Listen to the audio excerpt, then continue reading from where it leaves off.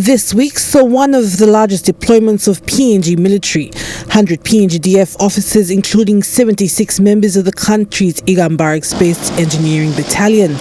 The deployment of Kumul Force 17, the 17th in the history of the force, but the first humanitarian deployment.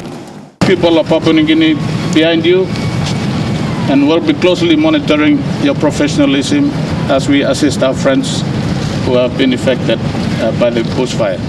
Even before the deployment, doubts were raised by the opposition leader Belda Nama on if the Marape Steven Government were serious on sending troops.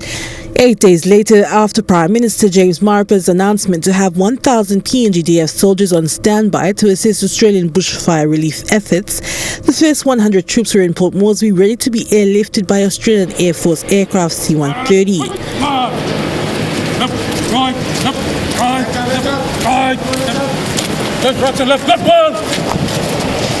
Prime Minister James Marape and Australian Deputy High Commissioner to PNG present to send off the troops. Of concern, prayers and thoughts, Australians have been overwhelmed by all the thoughts and the prayers and the offers of help, including from Papua New Guinea. And we also know, for those of us who are living here, that in homes, in workplaces, at fellowship and in churches all over the country, people are offering everything you can. And it's this sort of generosity and going well beyond all the things that are expected that we recognise. These are incredible efforts that are being made, and the generosity is huge. Today we are witnessing an enormous practical contribution by the people of Papua New Guinea with the initial deployment of 100 of Papua New Guinea's personnel, women and men who are saying goodbye to your families for some months in order to help Australians. Thank you for this generous assistance. Australia is deeply grateful. Speaking to them before the departure, the Prime Minister asked the soldiers to do the country proud and perform to the best of their capabilities. But more importantly, for yourself and for the institution that you represent, bring back the capacity that you would have built in your engagement period. You bring it back for future similar deployments, both domestically and externally, as you serve your country as soldiers. And I look forward to welcoming you back home. Truly, having served your country, representing your people, you would have helped restore Australia in the smallest way we can do as members of PNG Defence Force, representing the 8 to 10 million people we have in our country. While it ignited the PNG-Australian relations again, the opposition still wanted the government to come clear on its funding to the relief efforts. At whose cost? Who's paying for this? And I'm calling on both the Australian government and Papua New Guinea government to account to the taxpayers. Prime Minister James Marape should account to his taxpayers in Papua New Guinea. Are we meeting all these costs? The allowances paid to the troops. I don't mind if we deploy the troops for the relief. But the question is, we must be transparent and accountable to our people.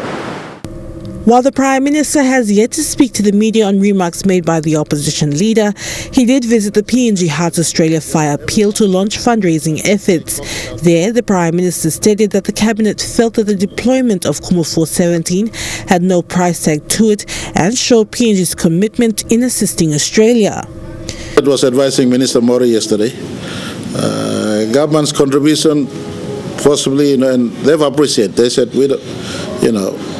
the bigger thing is you send soldiers already down to work with us. That we are satisfied. No amount of money you give will equate as on a government-to-government level. No amount of money you give will equate the soldiers you send down to us. That's more a human touch than the money touch.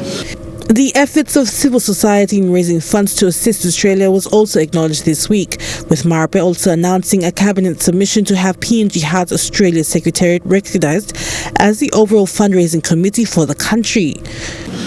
Government will give recognition as this is the core body of fundraising that is going on. And And so we'll register this as the main driver of private sector donations. Main driver private sector donations, and we will go one step of signal treasury. To also look into for those who are giving these donations through this conduit, as more especially at the corporate level, can be enabled of tax concession elements that can be possible. But it is expected that the Foreign Affairs Minister will also be submitting to NEC on how exactly the government will hand over the fundraised relief funds to Australia. Through that Foreign Minister's paper, we'll find exactly where is our place of investment. At least if there's a small corner town somewhere that there's a Papua New Guinea label inside, I know many of you have different stories to different corners of Australia.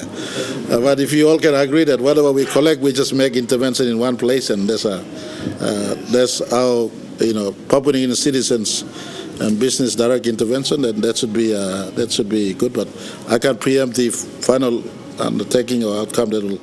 Meanwhile, Kumul Force 17 are currently based in Victoria and working alongside the 3rd Combat Engineer Regiment and 3rd Combat Service Support Battalion of the Australian Army.